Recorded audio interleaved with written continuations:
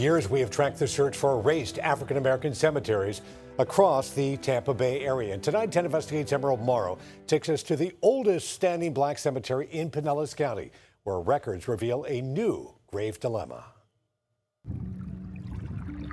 Just a few miles from the beautiful beaches of Tarpon Springs. Among the living, a search for the dead. You're there, somebody is there. Within the boundaries of the historic Rose Cemetery, volunteers remark plots. You got 1, 2, 3, 4. Their boundaries sometimes scrambled in scattered records. We're trying to regather all the old information and reissue certificates to make sure that families know exactly where their spaces are and how many they have open. That's why you see some of the yellow caution tapes around.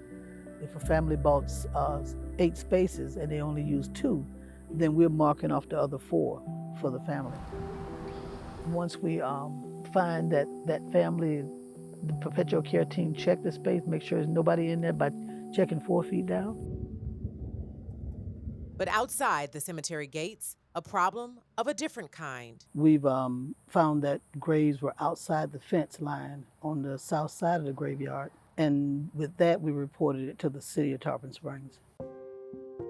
10 Investigates reviewed records that show the city hired archaeologists for a ground-penetrating radar survey. It confirmed about 19 anomalies outside of the fence and under the road along Jasmine Avenue. Archaeologists say they believe at least 3 of those are graves.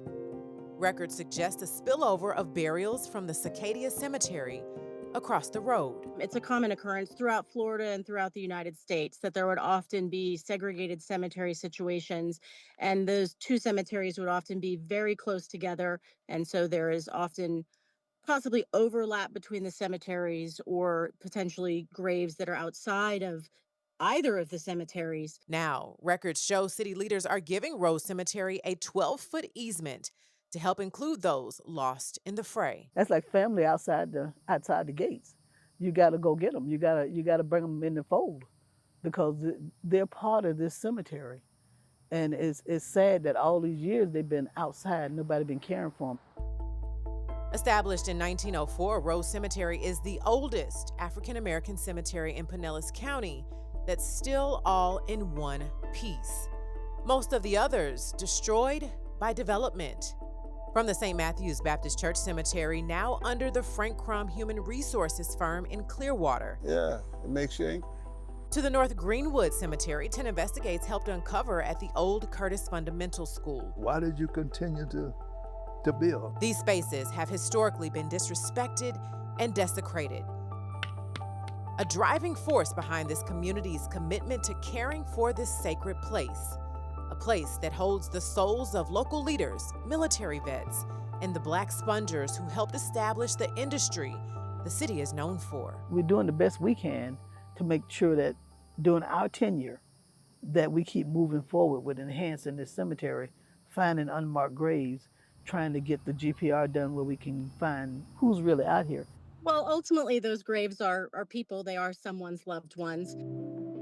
Understanding this history helps us look at other cemeteries and find possibly lost graves and lost loved ones to help us remember the past and who we are and where we've been and where we're going.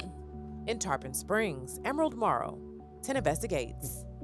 The Rose Cemetery Association says it still needs a full ground-penetrating radar survey to search for more unmarked graves. The group estimates the cost to be about $15,000.